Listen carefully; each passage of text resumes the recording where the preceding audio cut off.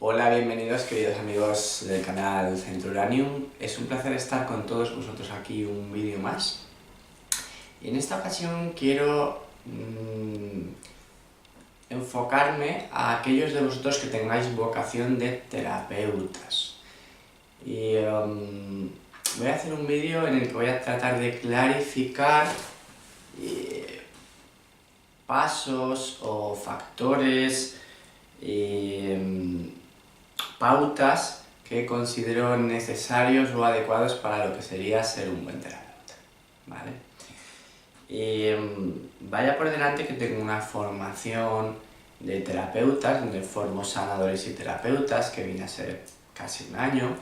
Se llama Sistema Terapéutico RA o Reiki Astrológico, pero en este vídeo no voy a explicar esta técnica, no voy a hablaros de mi formación, voy a simplemente dar criterios que considero pueden clarificar el rol de terapeuta.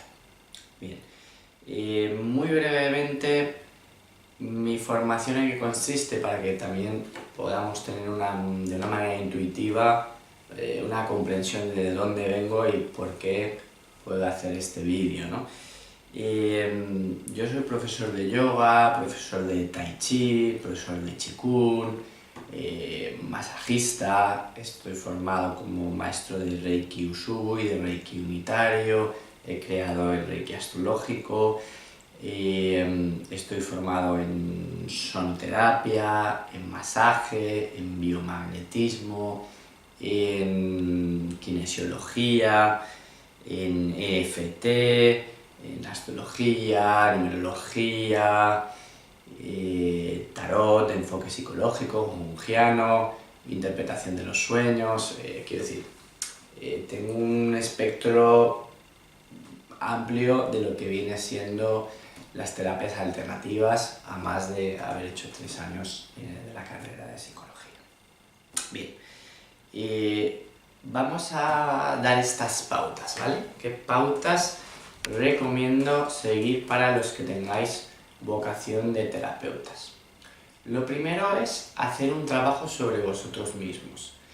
Nadie va a ser un buen terapeuta si no ha hecho un trabajo interior, ¿vale?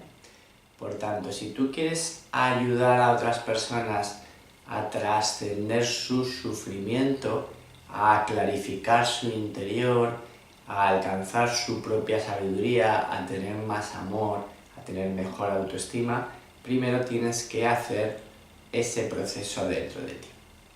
Por tanto, te recomiendo que pases por diferentes terapias o tratamientos, que vayas a masajistas, que vayas a reiki terapeutas, que pruebes sesión con alguien que haga biomagnetismo, que vayas a un astrólogo a ver qué dice tu carta astral, que estudies los arquetipos del tarot. Es decir, que vayas a un psicólogo tradicional al uso.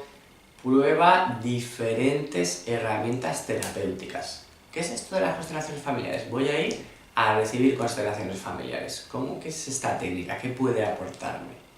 Por ejemplo, ¿qué es esto de técnica de liberación emocional? Voy a ir a alguien que use esta técnica y voy a probarla. EMF, ¿qué es esto de las plantillas energéticas de EMF? Voy a ir, prueba diferentes terapeutas, porque cada terapeuta tiene su enfoque, y diferentes herramientas terapéuticas. Y utiliza estas sesiones para enfrentar tu sombra, para hacer un trabajo interior. Debes enfrentarte a tus miedos, a tus inseguridades, responsabilizarte de ti y crecer internamente para tener un bagaje interno con el que poder acompañar a tu paciente. Eso es muy importante.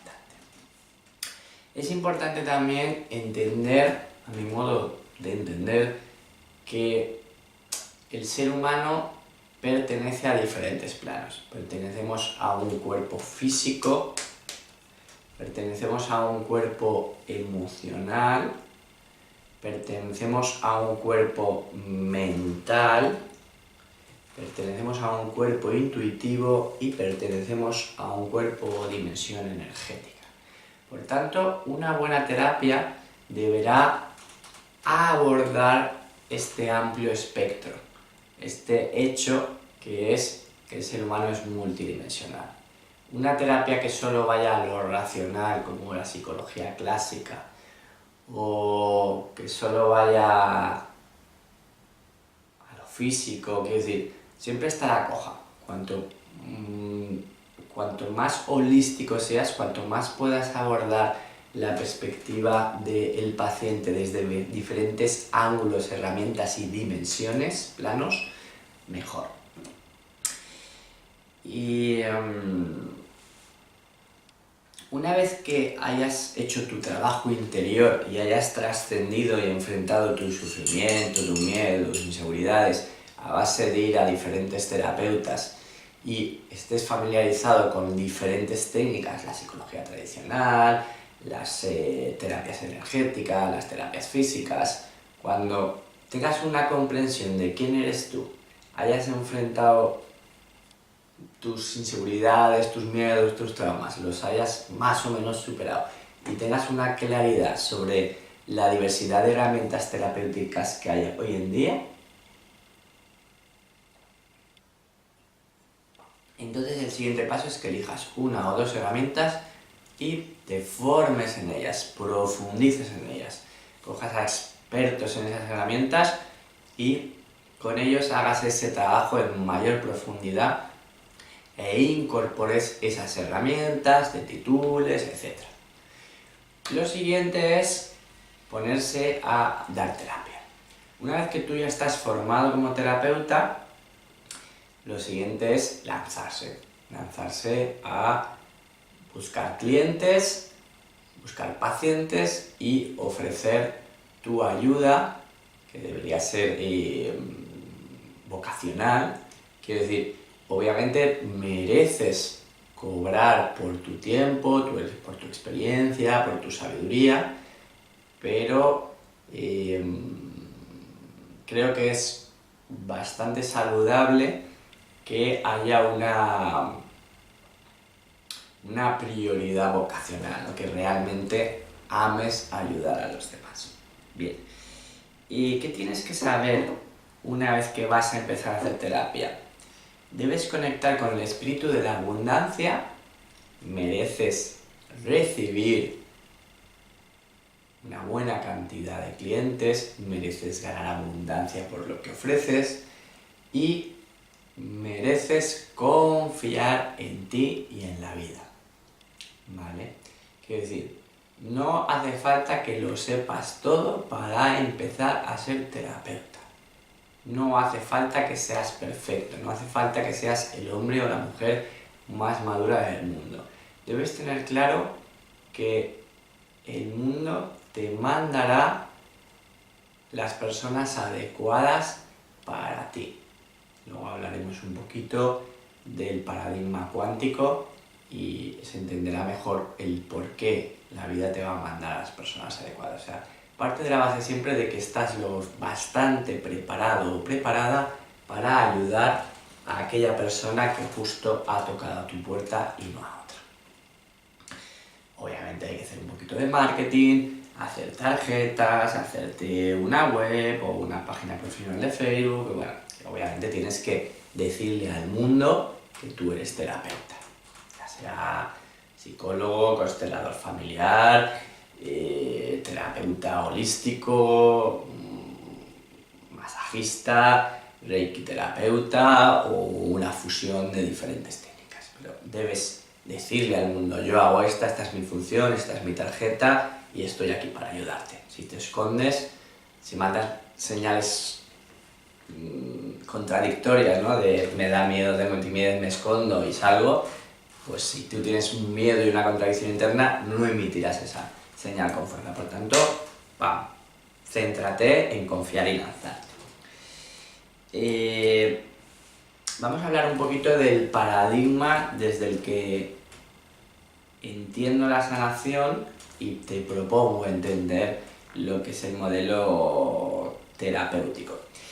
Y yo recomendaría a todo aquel que tenga una vocación terapéutica asomarse a la física cuántica.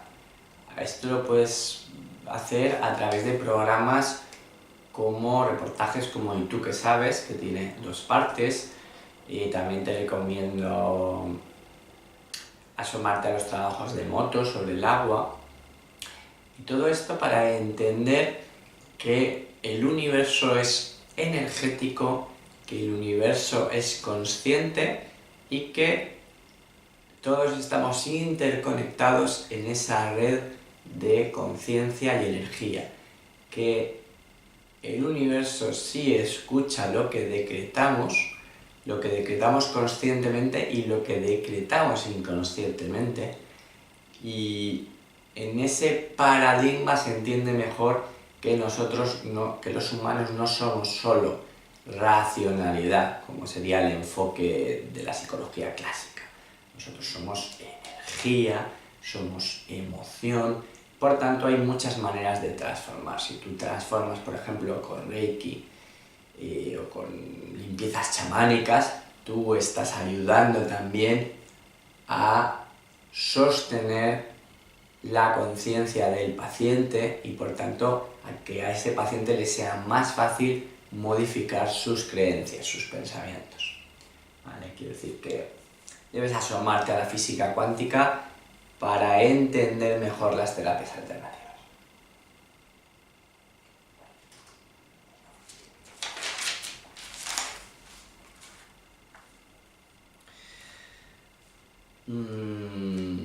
Vale. Hay una paradoja, que es que el paciente ha creado su propio conflicto. Claro, es una paradoja porque el paciente viene a ti a que le ayudes a ser más feliz, a trascender el sufrimiento, y realmente lo que le ha producido el sufrimiento es la manera en que contempla la realidad. Por tanto, siempre debes tener conciencia de tratar de comprender cuál es la visión de tu paciente que está generando un sufrimiento. ¿Qué dualidades no resueltas está sintiendo tu paciente? ¿Qué conflictos? Por ejemplo, tu paciente puede querer ser libre, pero al mismo tiempo querer sentir la seguridad de una estructura estable y no haber encontrado esa resolución, ¿no? Tu paciente puede querer ser un niño mimado por la madre y al mismo tiempo estar harto de ser limitado por la madre. Tu paciente puede querer sentirse más amado por sí mismo, pero pasarse el día exigiendo trabajar.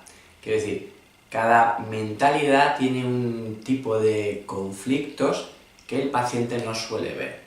Entonces, cuando tú escuchas a tu paciente, tienes que tratar de ir más allá de lo que te dice y comprender, observar en panorámica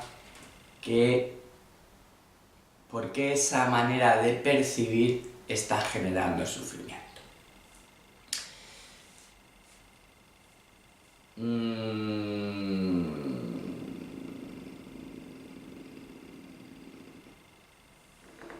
Entonces, ¿cómo te recomiendo, a grosso modo, abordar al paciente? Te recomiendo que primero hagas una escucha racional. Llega tu paciente y que te cuente lo que le preocupa. Tú coges una libreta, un boli, se supone que tú ya estás formado en la terapia, la psicología, en la técnica que sea, técnica o técnicas, cuanto más sepas mejor, pero recuerda que lo que sabes en ese momento es perfecto y suficiente para ayudar a esa persona. Y tomas esquemáticamente notas de los pensamientos y las creencias y las preocupaciones de tu paciente. Una vez que ya tienes comprensión de qué le preocupa a tu paciente, entonces digamos que tendrías que ir ya a un enfoque más emocional, donde ya cabe más una empatía, una escucha emocional. Por ejemplo, mirar a los ojos al paciente y respirar al mismo tiempo. Meditar con el paciente, mirarse un rato desde el silencio, desde el no pensamiento. Incluso abrazarse, abrazoterapia. Hay algunas escuelas terapéuticas más clásicas, más antiguas, que suelen buscar mucho la distancia emocional. Personalmente yo no conecto con esta manera, no creo que sea... Creo que es al revés. El ser humano lo que necesita es una conexión, ¿no? Soy más humanista, y debes conectar emocionalmente con tu paciente para ayudarlo a sentirse comprendido no solo mentalmente, sino también emocionalmente. Como te digo, ahí está mirarse, está tocarse, está abrazarse, está respirar a la vez, está el que la persona pueda llorar contándote lo que siente sin que tú le interrumpas diciéndole lo que tú debes comprender. No. Hay veces que el paciente simplemente necesita desahogarse y sentirse no juzgado y escuchado en su sentir, ¿vale? Por tanto, en algún momento debes conectar con el no juicio, con la no valoración y con la escucha emocional, ¿vale? En principio lo he puesto como un segundo punto, el primero como un análisis más racional, ¿vale? Te preocupa esto, creo que tiene esta contradicción. Cuando te plantea el paciente su información racional, hazle las preguntas que consideres que pueden ayudarle a clarificar más a él o a ti, ¿vale? Segundo punto, esa conexión emocional. Y... vale, voy a ir haciendo un esquemita de cosas que os quiero decir. Vale, hay que ir acompañando al paciente desde el arquetipo del drama, desde el arquetipo del victimista, que es el punto de partida más habitual, ¿no? Es muy habitual que el paciente esté en el nivel evolutivo de la víctima, del drama, aunque a lo mejor no, a lo mejor viene a tratar algo específico y es una persona fuerte que ha superado muchas cosas. Bueno, en cualquier caso, el terapeuta debe acompañar desde el paradigma de la víctima y el sufrimiento hasta el paradigma de relativizar el drama, de transformar el drama, el sufrimiento, el pobre de mí, con humor, con sabiduría. Humor y sabiduría son dos palabras clave para la terapia. ¿Qué te diré yo? Imagínate que tu paciente te viene y está deprimido porque le ha dejado su novia, por ejemplo. Soy el hombre más infeliz del mundo porque tengo un problema gravísimo. Tengo el problema más grave de todo el universo. Mi novia me ha dejado. Si tú le haces, por ejemplo, repetir esa frase, en algún momento lo normal es que el paciente diga, hombre, a ver, tampoco es lo más grave del universo. ¿Entiendes? Entonces, si tú llevas al paciente a relativizar, es decir, tú puedes utilizar la exageración y la exageración cómica para que el paciente perciba su drama diciendo, hostia, ¿dónde voy yo? Es verdad, hay gente que se está muriendo de hambre en el mundo y yo estoy deprimido porque me ha dejado una tía, pues tampoco está grave, ¿no? Tienes que buscar que el paciente relativice su propio drama y él mismo diga, espérate, no es tan grave, no me digas que tengo el problema más grave del mundo, porque pues tienes que ayudarle a tener en cuenta eso, a salir de su ombligo, tomar perspectiva y decir, tú ves cómo está el mundo, tú de verdad crees que es tan importante eso que te pasa. Eso hay que tener, por eso es muy importante haber conectado emocionalmente con el paciente, con la empatía, para que el sistema emocional y energético del paciente no esté cerrado y a la defensiva. Y hace falta esa complicidad para que puedas jugar a eso sin que el paciente se te ofenda. Son trucos, son herramientas. Vale.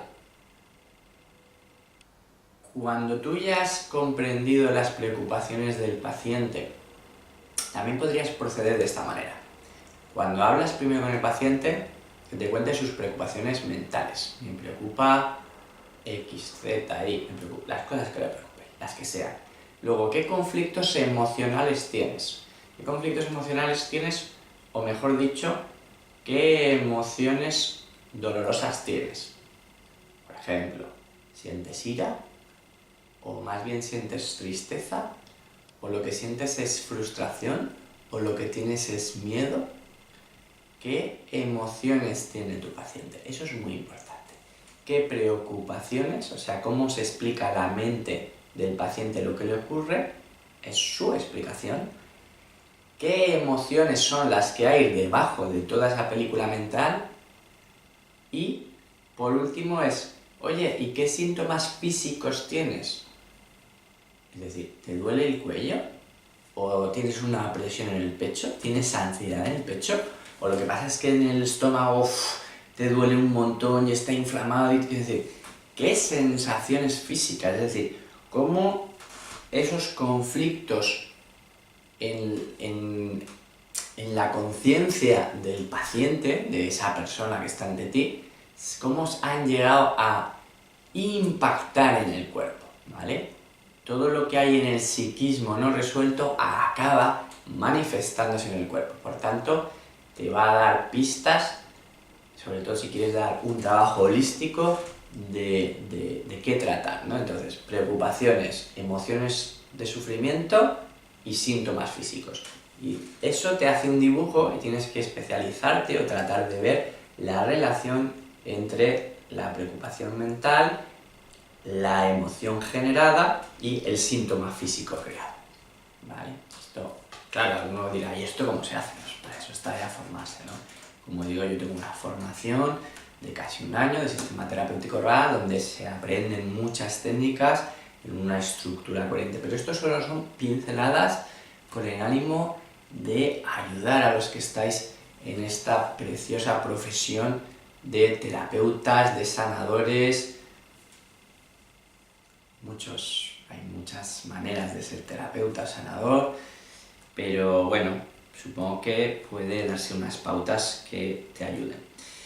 Y dentro de lo que es la empatía con el paciente, he hablado de abrazoterapia, he hablado de respirar y mirarse a los ojos a la vez.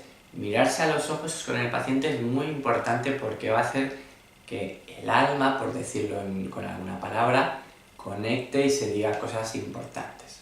Porque somos canales de información y una mirada conectada, respirando un rato, va a ayudar mucho a que el paciente y el terapeuta se entiendan. ¿Dónde tienes que estar como terapeuta cuando mires a los ojos al paciente? ¿En qué tienes que pensar? En nada. Tienes que entrar en un estado de meditación. Por eso es importante que hayas hecho un buen trabajo de desarrollo personal para poder ayudar a otra persona. ¿Vale? Es decir, tú tienes que estar simplemente en ver y no tener miedo a que te vean. Estar en ese silencio y en esa conexión. Otra cosa que puedes hacer es utilizar música. Porque si pones música bien elegida, no vas a poner AC/DC, tienes que poner una música relajante, suave. También eso ayuda a que el paciente y tú entréis en una misma sintonía. ¿Vale? Bueno, yo te recomiendo que pongas incienso, una vela, la llama siempre es una llamada al espíritu, al ser, a la luz que llevamos dentro, ¿no? Claro, es una forma de hacer un trabajo un poco más hacia lo chamánico, hacia lo energético.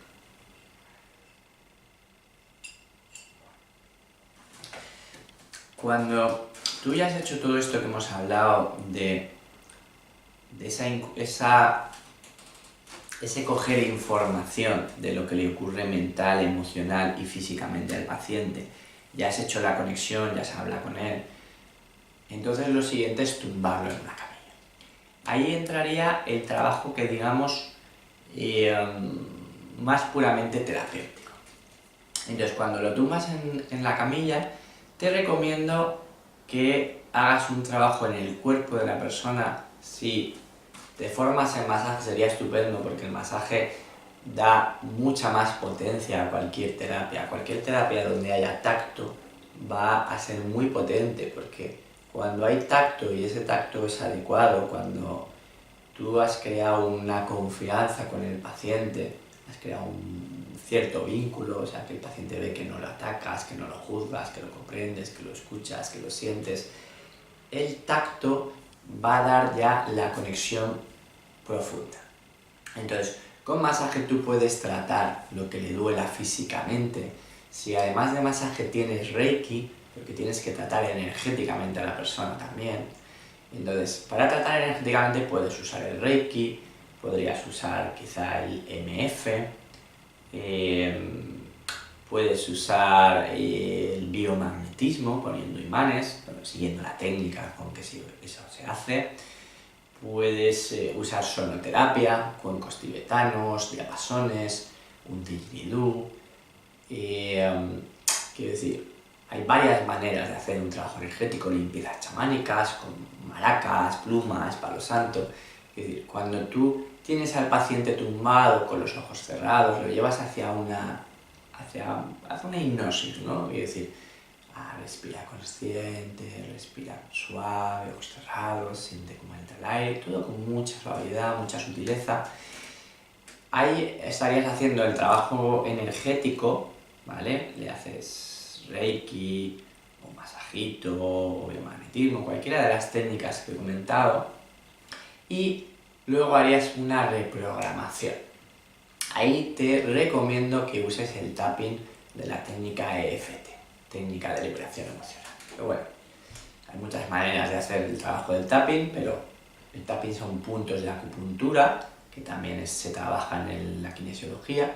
Entonces, cuando tú haces el tapping y le devuelves la información que te ha dado el paciente cuando estaba sentado contando lo que pasaba, pero le devuelves esa información ya digerida, de una manera que ayude a que el paciente la contemple de otra manera, como te digo, con más relatividad, con más amor, con más sabiduría. Eso es un proceso, aprender a hacer eso. Y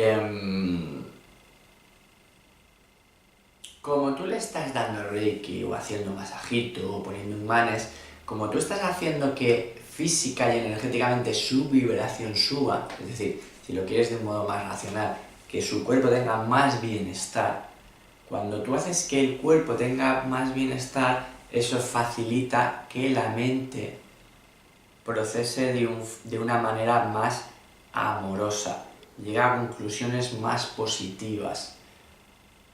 El paciente va a poder contemplar su propia visión, su propia vida, su propia persona, de una manera más positiva con tu ayuda mental, cuando tú le estás diciendo frases donde lo que le sucede, donde lo que te ha contado tiene una visión más positiva, o quizás usa la técnica de exagerar y bromear para que se pueda reír de sí mismo.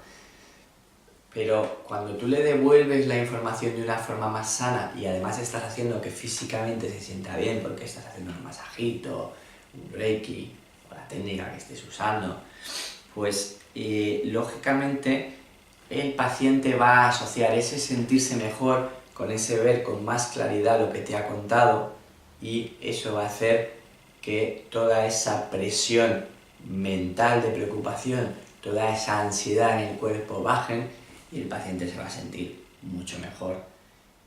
Y realmente cuando haces un trabajo holístico, que es lo que estoy describiendo, no solo para la mente, no es un psicólogo y un paciente sentados separados cada uno en una silla y en medio de una mesa. No es solo eso es un paso del proceso terapéutico, el comprender la mente del otro. O al menos, otra cosa muy importante, a mi modo de entender, es no etiquetar al paciente. Es decir, no diagnosticarlo. Sé que hay muchas corrientes, especialmente las clásicas, la psicológica, que les encanta poner etiquetas, ¿no? A los psicólogos y a los psiquiatras les enseñan a etiquetar, a diagnosticar. Esto es una falta de respeto hacia el alma humana, hacia la conciencia y hacia la energía que somos. Te invito a no ver a tu paciente de una manera limitada. Al paciente y a cualquier ser humano debe vérselo como alguien que puede estar en más equilibrio o en menos equilibrio. Y la función del terapeuta es comprender el desequilibrio de la persona y ayudarla, acompañarla a recuperar su equilibrio, su armonía. No le ayuda al paciente que tú le digas eres bipolar o que le digas ninguna etiqueta. Las etiquetas sirven para justificar un estado y justificar un estado es demasiado cercano a acomodarte en él, ¿vale? La industria farmacéutica y esta cultura ha enseñado a etiquetar y a diagnosticar porque es lo que mejor viene para poner la etiqueta de crónico y hundir a una persona químicamente durante muchos años o toda su vida con los fármacos. No es mi paradigma este y por tanto no lo voy a apoyar en este vídeo. Os animo a los terapeutas a no buscar diagnósticos, simplemente es ver por qué está sufriendo esta persona y acompañarla hacia la autoestima. El paciente necesita valorarse más, amarse más, comprenderse más, acompañarla en esa relación que hay desde comprenderse y amarse a ver qué cambios tiene que generar en su vida para entrar en coherencia mayor. Es decir, la gente no es feliz porque no lleva una vida que les haga feliz. Entonces, una vez que la persona tome conciencia de que no se está amando, de que no se está queriendo, de que está tomando decisiones que hacen que sea muy difícil que sea feliz. Si vives con una persona a la que no amas, no vas a ser feliz. Si te obligas a trabajar en algo que no te gusta, no vas a ser feliz. Sí, quiero decir, tienes que acompañar a tu paciente en ese proceso de despertar, en esa toma de conciencia de por qué mi vida no está funcionando. Y debes acompañar al paciente hacia la responsabilidad de sí mismo. ¿Vale? Y hay diferentes formas de ser un niño o una niña. Hay formas sanas y formas no sanas. El humano debe llegar a conectar con su corazón de niño, de niña, y recuperar esa alegría, de esa fe en uno mismo, esa fe en la vida, esa capacidad de disfrutar las pequeñas cosas, esa capacidad de volcarse en lo que uno ama, sacar la creatividad del ser. Pero sí que debemos trascender el rol de niño en tanto a inmadurez. Soy emocionalmente un crío inmaduro y me debe salvar la sociedad, el terapeuta, mi madre, mi pareja. No. Tú estás para ayudar, pero la responsabilidad de decidir es del paciente.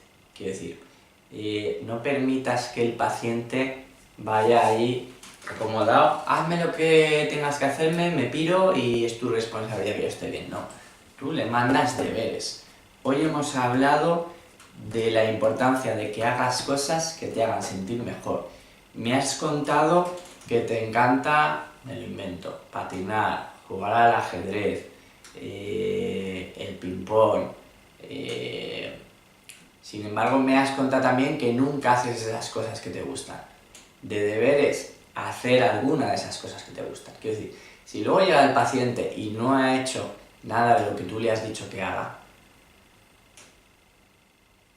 debes decirle al paciente, toma conciencia no reñirlo, pero sí toma conciencia de que el que se quiere curar eres tú y que hemos decidido en la siguiente sesión que estas cosas eran buenas para ti y que luego no las has hecho.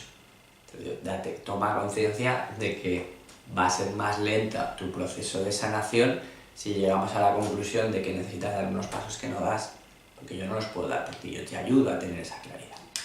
Otra cosa que a menudo afecta a los terapeutas jóvenes o que se están iniciando es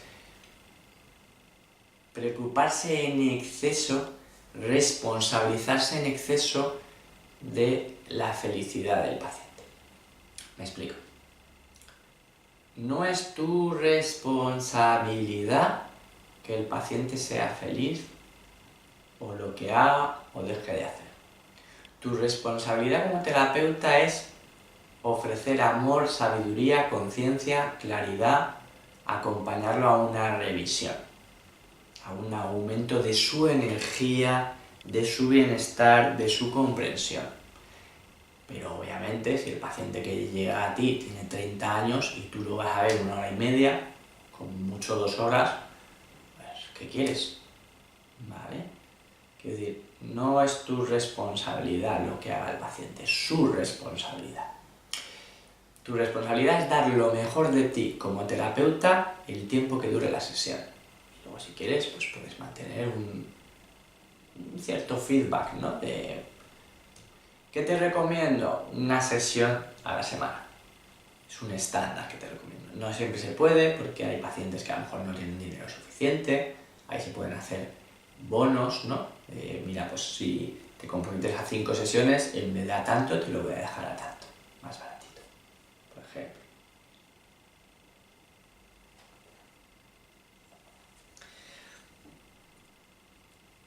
Es importante que como terapeuta busques tu estado de meditación, tu estado de claridad, Tú no debes estar durante la terapia pensando en tus cosas, en tus preocupaciones ni en tu ansiedad. Así que si estás estresado, antes de la sesión, para, cálmate, respira, relájate. Busca estar más o menos en un óptimo para tratar a tu paciente.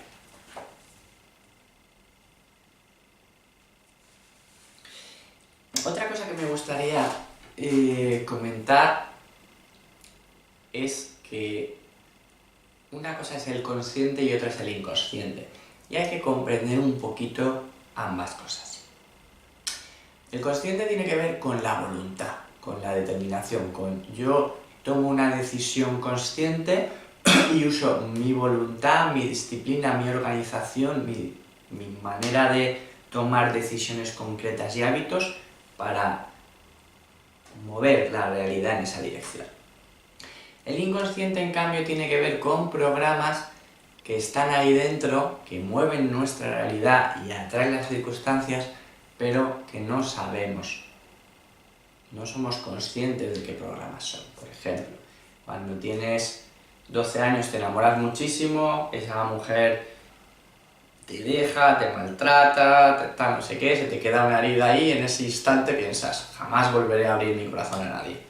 Y luego a ti se te olvida que has decretado eso, pero eso ha quedado en tu inconsciente y no te permites. O sea, también debes tratar de descubrir cuál es la creencia que tiene en el inconsciente el paciente que hace que su realidad se limite o se distorsione en alguna dirección. Para comprender el inconsciente te recomiendo que te asomes a la obra de Freud, de Jung, de Lacan, a la psicomagia de Jodorowsky, a las constelaciones familiares también, o al árbol, lo que en la biodescodificación sería aquello del doble, el maestro, que es una numerología que aplica la bioneuroemoción. Hay varias formas. La astrología también te puede ayudar mucho a entender el inconsciente. Hay libros maravillosos como La dinámica del inconsciente de esas portas, te explican bastante bien también las cosas que hay en el inconsciente. La casa 12 de la carta astral. La astrología te ayuda mucho a comprender todo este psiquismo de una manera muy completa, ¿no? El sol es la voluntad consciente, pero la luna es el inconsciente. Las casas de agua tienen que ver con cómo funciona el inconsciente de esa persona. Y te recomiendo en algún momento que te acerques a la numerología, a la astrología y al viaje del héroe del tarot, a los arcanos mayores vistos desde un punto de vista psicológico. Eso, hay una obra maravillosa de... creo que se llama... Nicolo, ¿cómo se llama? Bueno, hay un libro así de gordo de arquetipos, muy interesante. Hay muchos libros de tarot junguiano que también te da una visión del inconsciente y los procesos internos que atravesamos. No significa que... no te estoy diciendo que te hagas especialista, tarotista, pero solo te estoy dando una llave. Ahí hay explicaciones valiosas de cómo funciona nuestra mente. También las mitologías te están contando el tipo de dramas y conflictos que hay dentro del humano. Quiero también recordarte, o quizá mostrarte, que cuando llega un paciente, generalmente pensamos que el inconsciente de ese paciente es único, pero la verdad es que el inconsciente es colectivo. Y no me estoy refiriendo al inconsciente colectivo global, sino al inconsciente familiar. Quiero decir, si no llegas a entender bien qué está pasando en el inconsciente de tu paciente, hay una puerta que es: cuéntame la relación con tu madre, cuéntame la relación con tu padre, porque háblame de tu padre, háblame de tu madre, qué virtudes ves en ellos, qué admiras de ellos, qué defectos les ves y qué tal. Eso te va a clarificar muchas cosas. Hay algo que se llama el transgeneracional. El transgeneracional te explica qué cosas no resueltas de tu familia está heredando cada persona y por tanto también tu paciente. Quiero decir, recuerda que algo que duele y no ha resuelto tu paciente, ese conflicto que tiene en el inconsciente que no llega a entender y por tanto le cuesta resolver, es algo a su vez que no resolvió un antepasado, un familiar. El padre, la madre, los abuelos, las abuelas, el tío. Y hay técnicas numerológicas para saber a quién, qué herencia. Por ejemplo, si tu paciente se llama Paco y su padre se llama Paco, el hecho de tener el mismo nombre que un familiar anterior significa que heredas parte de lo que ese familiar no ha resuelto, ¿vale? Como terapeuta puedes dar más importancia a ese enfoque o menos. Puedes especializarte en comprender el inconsciente familiar y cómo que ha heredado tu paciente de los anteriores, o quizá no te debes dar cuenta, pero es así, ¿vale? Por tanto, si no consigues entender a tu paciente, estira de la familia. Otra manera sería preguntar por el tipo de parejas y relaciones. ¿Qué buscas en tus parejas normalmente? ¿Qué es lo que admiras de tu pareja y qué es lo que suele molestarte de tu pareja, etcétera? Porque son espejos, ¿no? Los espejos más potentes son los familiares y las parejas, las personas con las que se hace el amor, o se convive. Pues esta era la pincelada que quería daros. Espero haber sido de utilidad para esas personitas que tengáis esa maravillosa vocación de ayudar a los demás, a acompañarlos en su proceso, a trascender el sufrimiento y a encontrarse a sí mismos. Esto significa, primero, abandonar el sufrimiento, dejar de alimentar con la mente el hacerse daño, que es cuando el paciente está en el rol de víctima, luego ir acompañando al paciente a usar la mente para crear más autoestima, más confianza en sí mismo, ayudar al paciente a amar su templo, su cuerpo, a comer mejor, ¿no? A lo mejor no eres un terapeuta nutricionista. Si eres nutricionista, mejor, porque además le podrás decir y come esto y lo otro, o no comas esto. Pero si no eres nutricionista, eso no quiere decir que no sepas que en la medida que el paciente no se ame, no sabrá guisarse, comerá alimentos que le sienten mal sin hacer caso. Quiero decir, cuando una persona se ama y se comprende, eso se refleja en toda su realidad, en que come mejor, en que tiene hábitos en los que se cuida, en que cuando tiene sueño descansa, que no se obliga a trabajar 1000 horas hasta el agotamiento, que elige quedar con las amistades con las que se siente bien, en lugar de con las personas que le machacan. Amarse es dejar una relación si la persona, en lugar de elevarte, te machaca para sentirse segura, ¿vale? Si tú tienes una pareja que te machaca, debes dejar a esa pareja. Ese tipo de cosas hay que enseñarlas al paciente, ¿vale? A amarse, a respetarse y a responsabilizarse de cuidar su vida, de cuidar su mente, ¿no? No alimentarse de telebasura, porque si te alimentas de telebasura, difícilmente estarás bien amueblado. Hay que leer, hay que ver reportajes, hay que aprender para tener conocimiento, para poder ordenar nuestro interior y que eso vaya reflejándose en una vida más ordenada, más armoniosa, más satisfactoria. Y nada más, queridos amigos, bendiciones para todos los terapeutas del mundo, ya seáis psicólogos, terapeutas, kinesiólogos, consteladores familiares, hagáis Diksha o Rebirthing o Tantra o una mezcla de muchas técnicas. El yoga también es fantástico, ¿vale? Formaros, confiar en vosotros, ayudar a la gente y hacerlo con amor y con sabiduría. Muchas gracias, queridos amigos.